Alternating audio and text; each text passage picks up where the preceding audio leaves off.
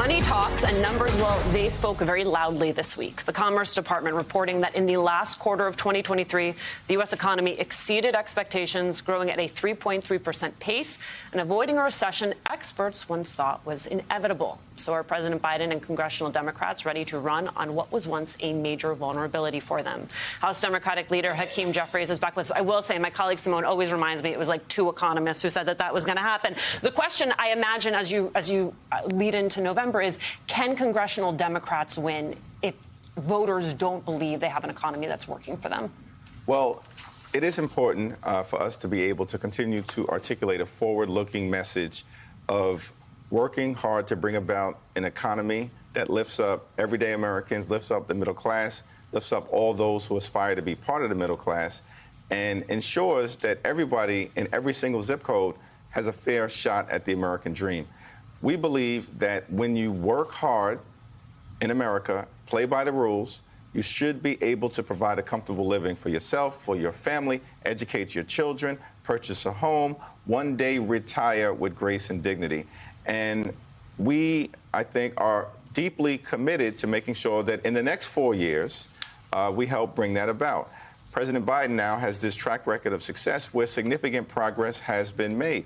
You know, wages are up, gas prices are down, the stock market is up, inflationary pressure is down. Small businesses are being created at record numbers, and more than 14 million good-paying jobs have been brought about during the Biden economy. That's a tremendous foundation to continue to build upon. But we know that elections are not about the past, they're about the future.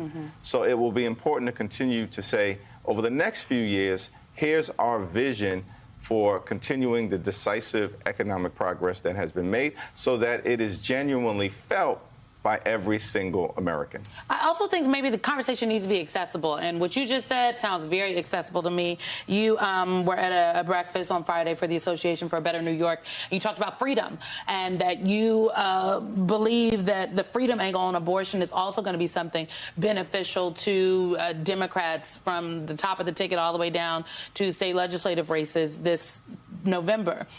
My former colleagues have been very not happy with me about my shade for Bidenomics. I did not hear you mention the term Bidenomics. You just laid out all of the progress that was made, but it has not necessarily connected. So is abortion a way to lean into reproductive freedom, what the future looks like, and then kind of slip those things in there? Because now it's basically February, and I mean, y'all could spend the next couple of months trying to educate people on what has happened to pull them to believe it's so or not. Well, there will be a whole host of issues that I think are going to be on the ballot in November. Certainly, at the top of that list, reproductive freedom is going to be on the ballot. The economy, of course, as we talked about, on the ballot. Social Security and Medicare on the ballot. We want to strengthen and protect Social Security. My Republican colleagues want to end it as we know it. Gun safety will be on the ballot because we want to make progress on this issue, not flood our classrooms with weapons of war by doing nothing. And, of course, democracy will be on the ballot. But as you pointed out, Simone, if you think about the issue of reproductive freedom, there's a clear difference between what we as Democrats believe in and my colleagues on the other side of the aisle.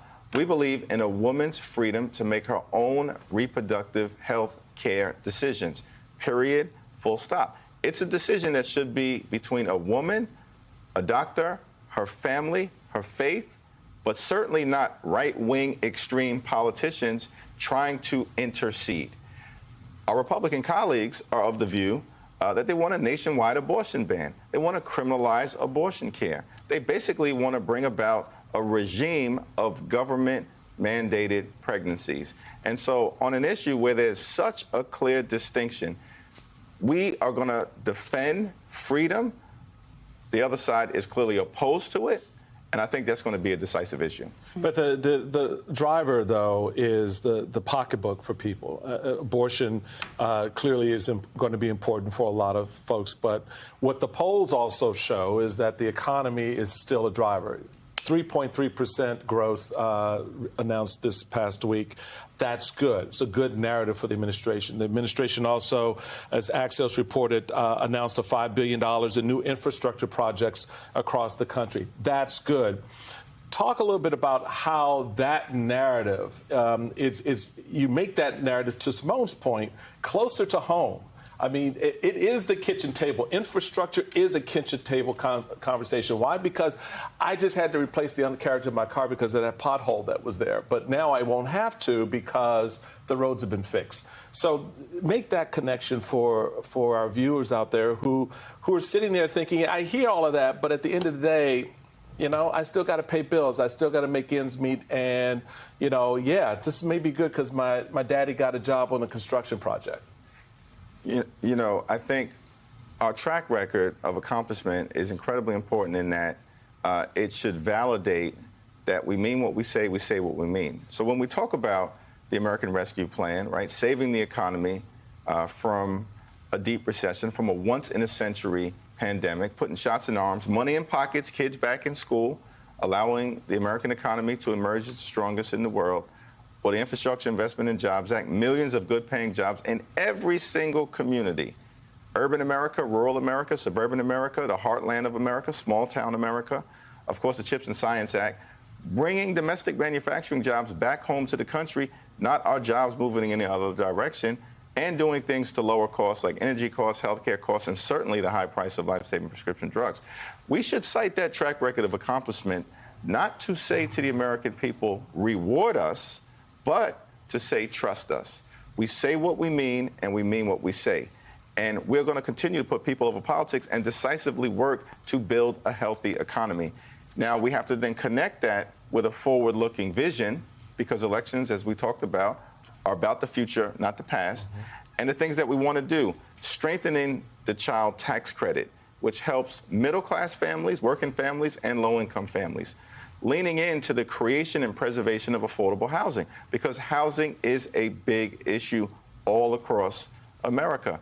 And certainly continuing to work on lower health care costs and not do what my Republican colleagues want to do, which is to detonate the Affordable Care Act, blow it up, which is going to eliminate protections for more than 100 million Americans with pre-existing conditions and cause their health care costs to skyrocket. So I think there are specific issues that you'll see us as House Democrats, the Senate presumably, and certainly President Biden articulate with precision that are designed to continue to make life better for the American people.